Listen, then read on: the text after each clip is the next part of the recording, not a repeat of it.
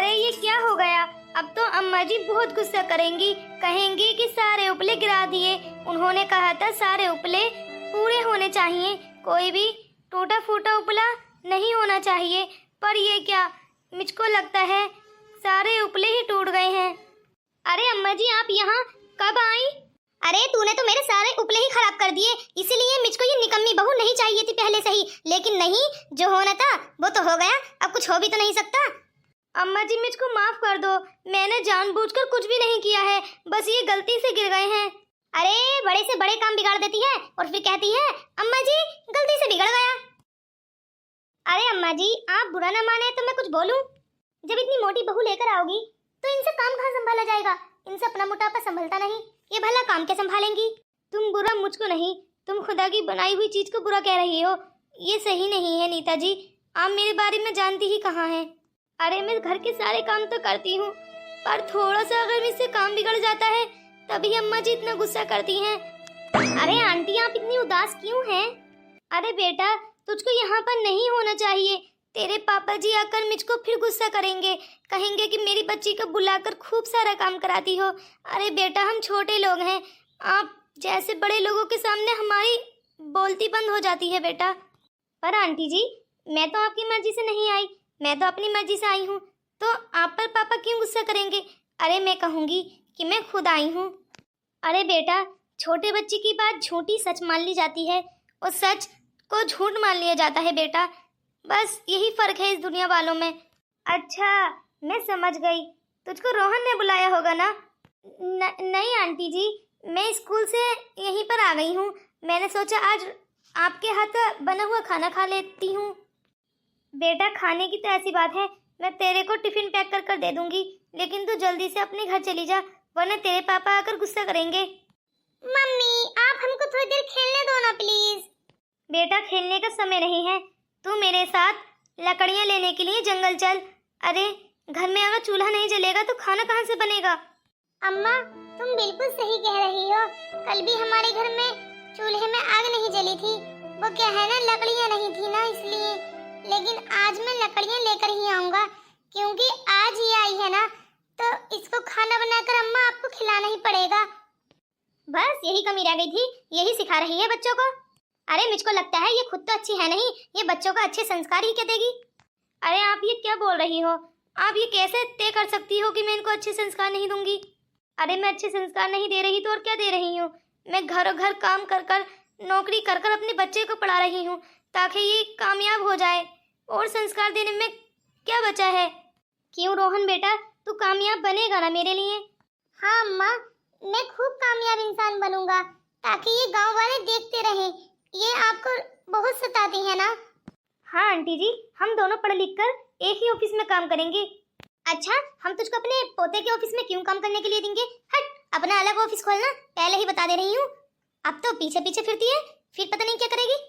अरे आंटी जी आप भी इतना बुरा क्यों मान रही हैं? अरे मैं भी इसी की बगल में एक ऑफिस खोलूंगी, खूब बड़ा ऑफिस, उसकी मालिक मैं होंगी, फिर हम दोनों आपस में मिलकर डील करा करेंगे। हाँ हाँ बेटा, तुम्हारे सारे सपने पूरे हों। अब बस बहुत हुआ अम्मा जी, ये झूठी स्माइल कर कर कर आप थक चुकी होंगी। अब बस अम्मा आपने बहुत झेल लिया, घर घर काम कर कर बहुत ताने सुन लिए। अब मैं जंगल को जाया करूंगा और बहुत सारी लकड़ियां लाया करूंगा, फिर उनको मैं बाजार में बेचूंगा, उससे जो पैसे होंगे उससे मैं एक्स्ट्रा वाली पढ़ाई करूंगा, यानी कि ट्यूशन लगा लूंगा, ताकि मैं और जल्दी कामयाब हो सकूं, ताकि मैं आपकी उदासी की जगह मुस्कुराहट ला सकूं। अम्मा अब बस, अब मैं आज से ही काम पर लग जाऊंगा। सही फैसला किया है बेटा तूने। देख मैं तो बूढ़ी हो गई हूँ, मेरी तो बूढ़ी हड्डियाँ हो गई हैं, मैं तेरी मदद भी नहीं कर सकती जंगल जाकर, इसलिए बेटा तुझको खुद ही करना पड़ेगा जो भी करना है। ना ही तो तेरे पापा जी हैं और ना ही तेरे दादाजी हैं, इसलिए बेटा जो करना है तुझको ही करना पड़ेगा। बेटा जा बाजार में बेचने के लिए लकड़ियाँ ले आ। पर बेटा मैं तो तेरी मदद कर सकती हूँ ना। अरे आंटी जी आप ही क्यों इसकी मदद करेंगी? अरे आंटी जी मैं हूँ तो मैं जाऊंगी इसके साथ जंगल और खूब सारी लकड़ियाँ लेकर आएंगे हम लोग। अरे नहीं नहीं नीलम बेटा, तू बस हमारे बारे में इतना सोचती है यही काफ़ी है। तू बेटा अपने घर वापस चली जा, वरना तेरे पापा हम पर ही आकर गुस्सा करेंगे, कहेंगे कि मेरी बच्ची को लकड़ियाँ लेने के लिए जंगल भेज दिया। और वो वैसे भी कहते हैं कि मेरी बच्ची पर एक खरोंच तक नहीं आनी चाहिए। अगर बेटा तेरे चोट लग गई तो हम क्या जवाब देंगे? आंटी अगर आप इतना बोल ही रही हैं तो मैं नहीं जाऊंगी, आप लोग जाइए घर पर। अम्मा, अब उदास होने की कोई जरूरत नहीं है। अब बस मैं लकड़ियाँ लेकर आऊंगा और सारी लकड़ियाँ बाजार में बेच दूंगा। ठीक है बेटा, मैं तुम्हारे लिए खाना बनाती हूँ, तब तक तुम लकड़ियाँ लेकर आओ। और बेटा जरा संभल कर जाना, क्योंकि जंगल में जानवर वगैरह भी होते हैं, उनसे बचकर रहना है बेटा। अरे अम्मा, अब मैं काफी बड़ा हो चुका हूँ, बच्चा थोड़ी ना हूँ। ठीक है बेटा, संभल कर जाना जरा। नीलम बेटा, तुम तो जाने की कोशिश भी मत करना प्लीज। ठीक है, तो मैं आज के बाद कभी वापस नहीं लौटूंगी। अरे मेरा इस गांव में इतना मन लगता है, इसलिए मैं बिना बताए आ जाती हूँ, पर आप लोग हो कि हर वक्त मुझको भजाने की कोशिश में लगे रहते हो। ठीक है, तो फिर अब मैं जा रही हूँ। अरे नीलम, तुम मेरे साथ चलोगी? मैंने कब मना किया? क्या सच में हम जंगल जाएंगे लकड़ियाँ लेने के लिए? पर तुम्हारी तो मम्मी मना कर गई है ना। अरे मेरी मम्मी ने ही तो मना किया है, मैंने तो मना नहीं किया। पर तुमको अपना ख्याल रखना पड़ेगा, तुम सिर्फ वहाँ पर खड़ी रहोगी। हाँ हाँ, मैं खड़ी रहूंगी। ठीक है। क्या हुआ रोहन, अब तो इतना उदास क्यों हो गया? अरे नीलम, वो मम्मी ने जो मना किया है ना, इसलिए उदास हो रहा हूँ। वो क्या है ना, तुम्हारे पापा आकर मेरी मम्मी पर खूब गुस्सा करते हैं और मेरी मम्मी को बहुत चोट पहुँचती है, इसलिए बस मम्मी का ध्यान रखते हुए उदास हुआ हूँ कि वो मुझको कितना बुरा समझेंगे ना कि मैंने उनको बताया भी नहीं और तुमको साथ ले गया। क्या हम सही कर रहे हैं या ये गलत है? अरे जो होगा मैं देख लूंगी, मैं पापा को मना लूंगी, बस तुम टेंशन न लो। हम लोग पहले लकड़ियों के बारे में सोचते हैं। अरे तुमको पैसे भी तो इकट्ठे करने हैं ना। ठीक है, चलो फिर।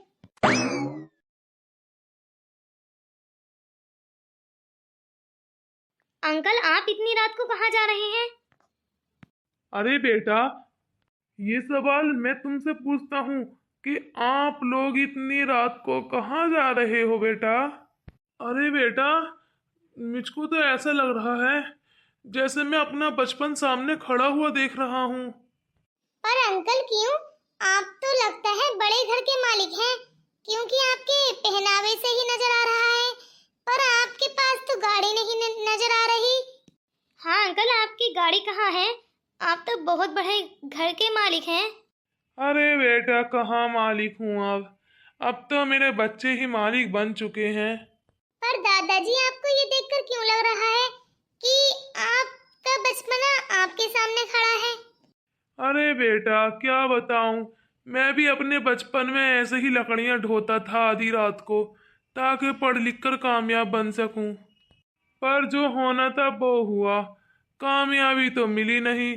खेती किसानी कर कर ही अपनी ज़िंदगी को गुजारा किया है मैंने, लेकिन मैंने कामयाबी अपने बच्चों को दे दी है, क्योंकि मैंने किसानी कर करके अपने बच्चे को पढ़ा लिखा दिया है। अब वो ही कामयाब हो गए हैं। अरे वाह दादाजी, तभी तो आप हट्टे कट्टे हैं। अरे तभी तो इतने बुढ़ापे में भी आपके हाथ पांव चल रहे हैं, वरना बुढ़े लोग चारपाइयों पर पड़ जाते हैं। लगता है आपने जवानी में कुछ ज्यादा ही काम किया है, इसलिए आपकी हड्डियां मजबूत हैं। अरे दादाजी, मुझको लगता है ये गरीबी भी सबका ही इम्तिहान लेती है, किसी को नहीं छोड़ती है। अरे जो अमीर हैं उन लोगों का भी इम्तिहान लिया होगा इस गरीबी ने। अरे मैं सोच रहा हूँ इन लकड़ियों को बेचकर आकर कुछ पैसे बना लूँ, ताकि मैं अपनी पढ़ाई के लिए कुछ किताबें खरीद सकूँ। और मैं ये भी सोच रहा हूँ कि मैं गांव में नहीं विदेश में जाकर पढूं, ताकि जल्दी कामयाबी मिल सके। क्योंकि मेरी माँ घरों में काम कर कर तंग आ चुकी है बेचारी। अब तो वो हड़बड़ाहट में गिर भी जाती है और सब लोग उसका मजाक उड़ाते हैं। ये सब कुछ मुझसे नहीं देखा जा रहा, इसलिए मैं जल्दी कामयाब होना चाहता हूँ। अरे बेटा, तुम जैसे लोग कामयाब हो जाते हैं बेटा। तुम्हारी माँ की जो दुआएं तुम्हारे साथ हैं वो तुमको कामयाब बनाएंगी बेटा, चाहे पैसा हो ना हो। अरे जब तुम्हारी माँ तुम्हारा इतना साथ देती है, तुम्हारे लिए घर घर में काम करती है, तो बेटा उसका पेट और उसका मन और उसका दिमाग तीनों दुआएं देगा बेटा। तुम्हारी कामयाबी तुम्हारी राह देख रही है बेटा। जाओ अपनी कामयाबी को ढूंढो बेटा, तुम एक दिन कामयाब जरूर होगे।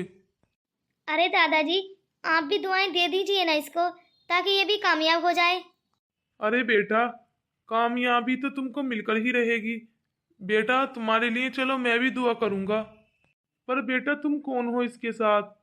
अरे दादाजी, जो सारे गांवों में सड़कें डलवाते हैं ना, उनकी बेटी है ये। बहुत मालदार है, पर ये मेरे साथ इसलिए है क्योंकि मैं इसकी दोस्त हूँ दादाजी, और ये दोस्ती कभी नहीं छोड़ेंगे, इसलिए मैं इसके साथ हूँ। पर दादाजी, आपको बुरा लग रहा है क्या? अरे बेटा, तुम्हारे पास इतनी मालदारी और इतना बड़ा घर और इतना बहुत सारा पैसा है, तब भी तुमने इस लड़के को दोस्त बनाया हुआ है। अरे दादाजी, मैं दोस्त इंसान का पहनावा देखकर नहीं, और ना ही उसका घर बार देखकर, बल्कि उसका दिल देखकर बनाती हूँ। बिल्कुल सही कर दी हो बेटा, क्योंकि लोगों की सूरत नहीं, सीरत देखकर ही दोस्त बनाना चाहिए। क्यों दादाजी, आपको मेरी दोस्त अच्छी लगी ना? हाँ हाँ बेटा, तुम बड़े होकर कामयाब बनो, और एक दूसरे का साथ बड़े होकर भी मत छोड़ना बेटा। तुम दोनों खूब तरक्की पाओगे। हाँ दादाजी, यही मैं चाहता हूँ कि हम दोनों एक साथ कामयाब हों। हाँ हाँ बिल्कुल, मैं भी कामयाब होकर रहूंगी अब तो, क्योंकि रोहन और मैं एक साथ एक बराबर में ही ऑफिस खड़े करेंगे बनाकर। चलो, खुदाया तुम्हारे सपने पूरे करे। मैं चलता हूँ बेटा, और आप लोग भी चले जाओ। वो क्या है ना, सड़कों पर इतनी रात को गए छोटे बच्चे का टहलना सही नहीं है बेटा। आजकल चोर इतने मंडरा रहे हैं, अगर तुमको कुछ कर दिया तो।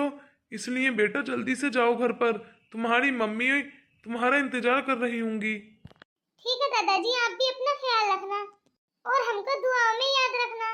चलो रोहन, अब मैं भी चलती हूँ, वरना पापा जी बहुत गुस्सा करेंगे। अरे मुझको तो लगता है वो कल हमारे घर दोबारा वापस आएंगे और मेरी मम्मी को खूब सुना कर जाएंगे, क्योंकि तुम स्कूल से यहीं आ गई हो। कहीं ऐसा ना हो वो ढूंढ रहे हो। अरे नहीं नहीं, मैंने दादी को कॉल कर दिया था, उन्होंने बता दिया होगा। अब भले ही वो मुझ पर गुस्सा करें या मुझको मारे कूटे, लेकिन मैं गाँव आना तो नहीं छोड़ूंगी, क्योंकि मेरा मन गाँव में ही लगता है। अच्छा अच्छा, चलो अब काफी टाइम हो गया है, अब तो चली जाओ। बचपन में तो सही है नीलम, पर मालूम नहीं बड़े होकर कैसी निकलेगी, क्योंकि हर इंसान बड़े होकर बहुत चेंज हो जाता है। हर आदमी या औरत अपने बारे में सोचते हैं। पता नहीं ये बचपन में जितना मेरे बारे में सोचती है, उतना बड़े होकर सोचेगी या नहीं। चलो वो तो टाइम ही बताएगा। अरे बेटा, तू लकड़ियाँ ले आया? सच सच बताना माँ, नीलम के पापा यहाँ आए थे ना? क्योंकि मैंने उनको कार से जाते हुए देखा है। लगता है फिर से आपको खूब सुना कर गए हैं। अरे बेटा, मैं क्या बोलूं, वो तो जब भी आते हैं सुना कर ही जाते हैं। अरे नीलम उनकी बेटी है बेटा, इसलिए उनको उसके लिए फिक्र होती है। जैसे मैं तुम्हारी फिक्र करती हूँ वैसे ही होती है बेटा। पर माँ, हम नीलम को कौन सा बोलते हैं कि वो हमारे घर आया करे?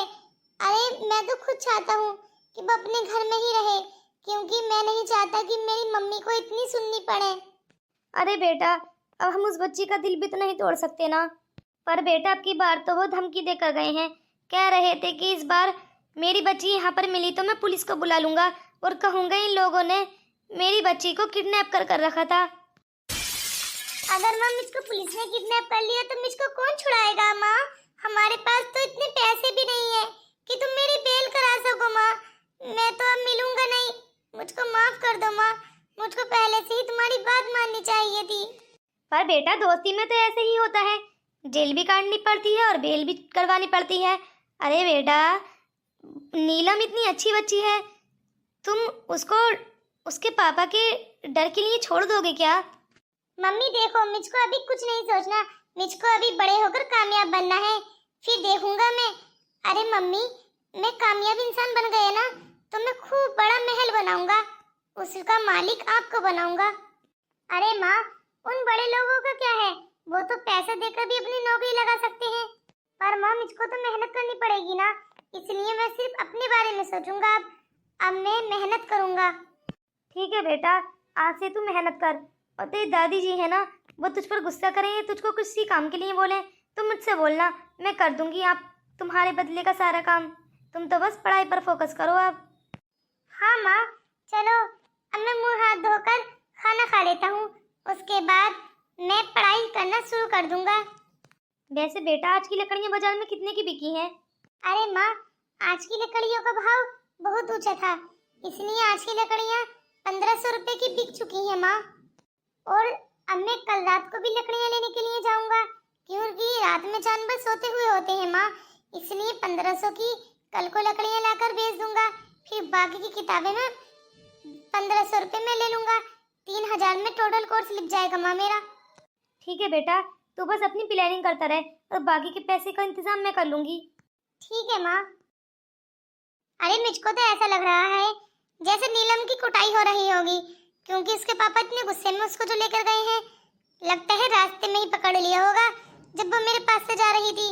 वो तो शुक्र है उसके पापा ने मुझको नहीं देखा, वरना तो मेरी सामत आ जाती।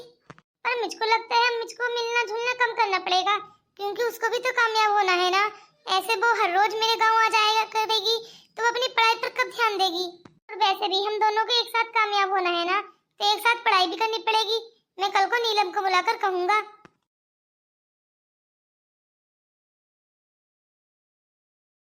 अरे लगता है दादी जी ने तो आज मुझको पकड़ ही लिया है। अरे लगता है अब सारी सच्चाई पापा जी को बता देंगी, कहेंगे फिर से जा रही है ये गांव। अरे बेटा कहाँ जा रही हो, मुझको तो बताकर चली जाया करो। अरे मैं तो तुम्हारी दादी हूँ ना, और तुम मुझको अपनी माँ भी समझती हो। अरे दादी, वो मैं अपनी कॉपी किताबें लेने के लिए जा रही थी, बस कुछ काम याद आया था। अरे बेटा मुझको इतना उल्लू बना रही है तू। अरे मेरे सामने पली बड़ी है तू, तेरा चलना फिरना चाल ढाल सब जानती हूँ मैं। अच्छा दादी जी, तो फिर बता दीजिए, मैं छपकली जैसी चाल चलती हूँ या मगरमच्छ जैसी? छिपकली से कम नहीं है, और मगरमच्छ को तो बस कहो ही मत। अरे नहीं कहती नहीं कहती, और जब मन करता है पूरा ही निकल जाती है। अरे दादी आप भी क्या क्या सोचती हैं? हाँ, मुझको तो हंसी आती है आप पर। ठीक है बेटा तू भी हंस ले, बुढ़ापा हंसने के लिए ही होता है। अरे नहीं दादी जी, बुरा मत मानिए, मैं गाँव जा रही थी। पर क्यों बेटा? पर बेटा क्यों गांव क्यों जा रही है? अच्छा मुझको लगता है तेरी सहेली बुला रही है ना तुझको प्रोजेक्ट लेने के लिए जाना है ना बेटा? हाँ, क्योंकि दादी जी मैं रोहन को फ़ोन देना चाहती हूँ, क्योंकि उस बेचारे के पास इतने पैसे नहीं है कि वो ट्यूशन लगा सके अपनी।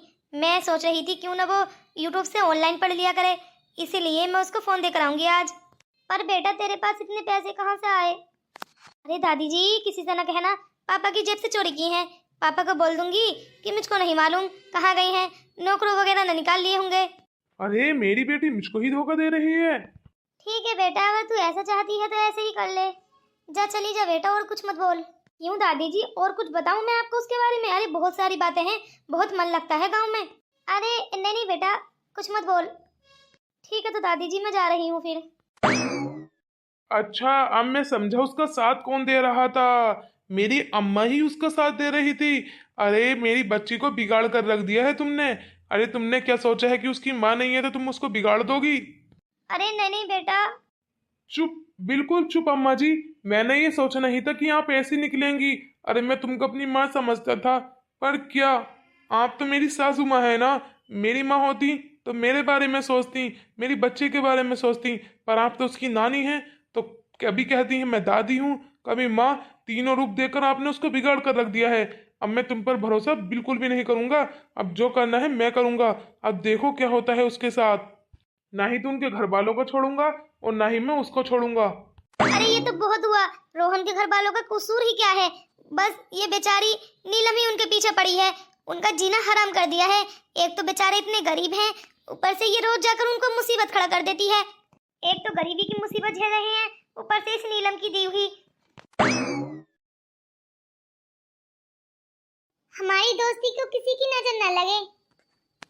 अरे नीलम मेरी बहुत अच्छी दोस्त है, हम आगे जाकर भी ऐसे ही दोस्त बने रहेंगे।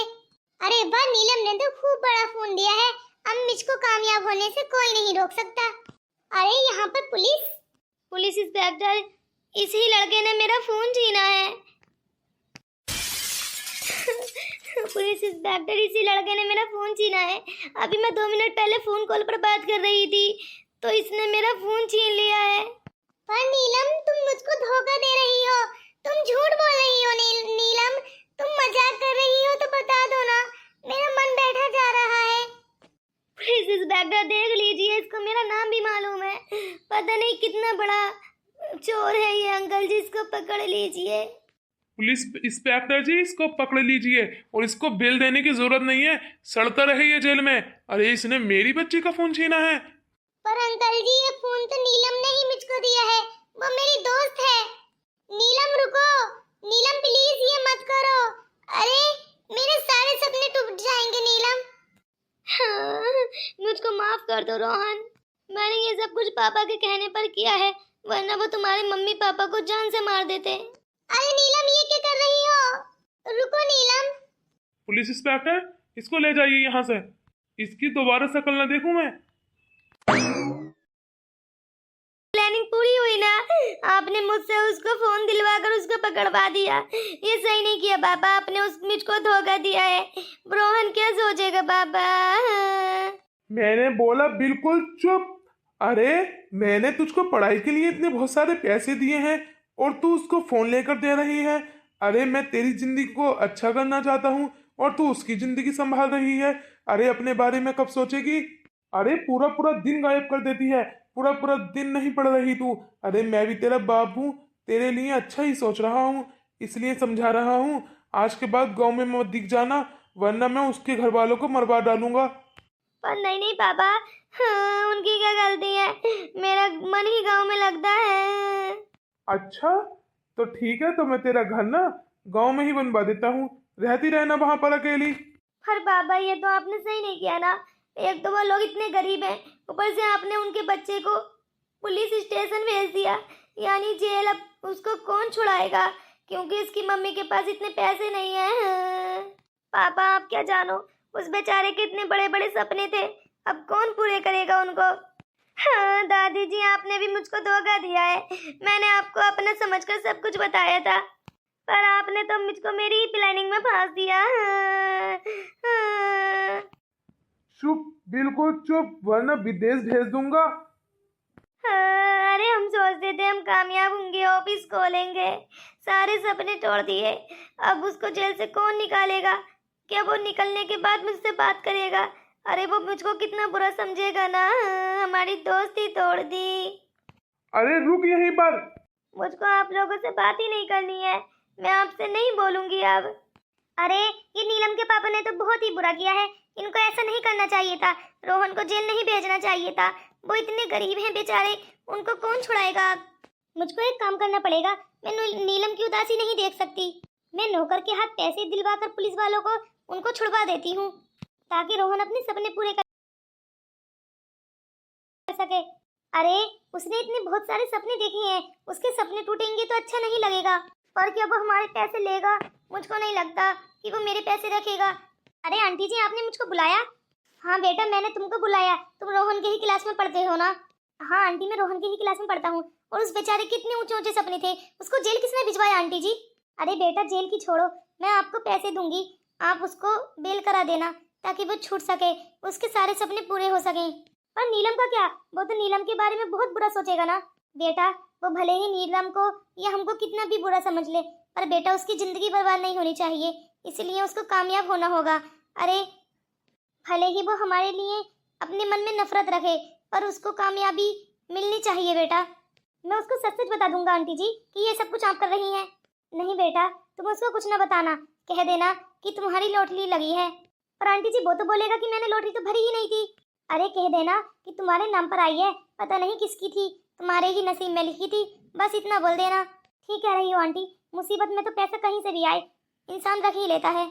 हाँ बेटा, मैं नीलम पर गौर करूंगी ताकि ये भी कामयाब हो सके और इन दोनों के सपने पूरे हो सकें। और तुम रोहन पर ध्यान देना, उसको कामयाबी के लिए मोटिवेटेड करते रहना। ठीक है आंटी जी, आप टेंशन ना लो, जैसा आप कह रही हो वैसे ही होगा। अगर दोस्तों आप मेरे कमेंट्स में 20 कमेंट्स कर दोगे तो मैं अगला पार्ट जरूर बनाऊंगी।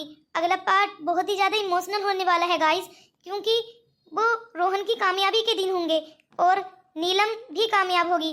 देखते हैं दोनों मिलकर क्या करेंगे। इसलिए अगर तुम अगला पार्ट देखना चाहते हो तो मेरे चैनल को सब्सक्राइब कर लो और मेरी वीडियो को लाइक कर दो और कमेंट्स करके बताओ कि मैं अगली वीडियो बनाऊं या नहीं।